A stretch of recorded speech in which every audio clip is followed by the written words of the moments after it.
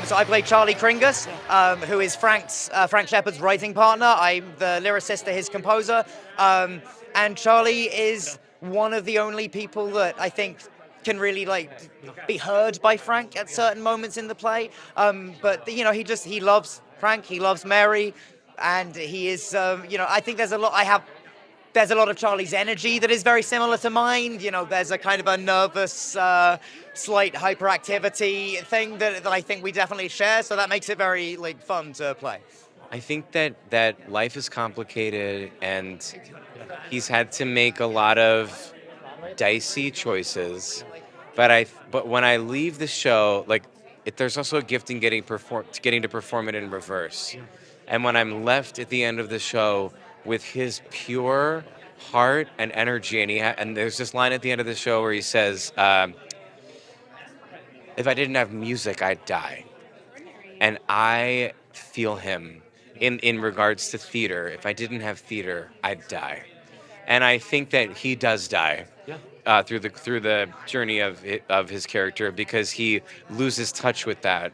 But being able to tell his story and end with that connects me back to his truth, which is the power of the arts and the power of self-expression. So that's my favorite thing about him. I mean, I love that she's so dedicated to her friends. I love that. I love her wry humor. My heart breaks for her as someone who kind of is a little bit aimless and kind of needs other people to tether her.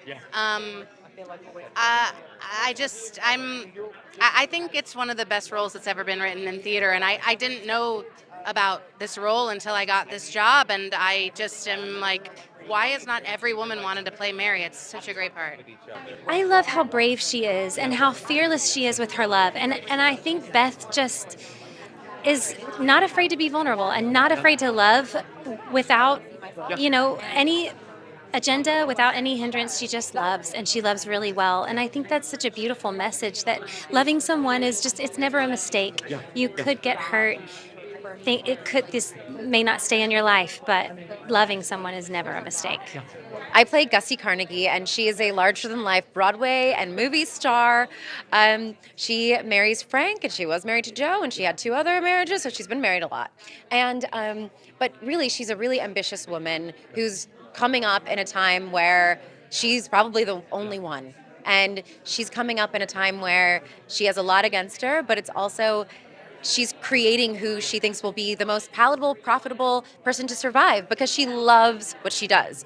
Number one, she loves music and acting and art and artists and being in that world. And so she's kind of created this person that could fit into that world. And I find that to be truly amazing. And also Gussie can on the page immediately seem like, oh no, that's a lot. She's a lot. She can be kind of prickly, but I really have tried to make sure that we remember the humanity and vulnerability of her, because she is fully a human. She has deep emotions and connections, and I do think she really does love Frank in particular.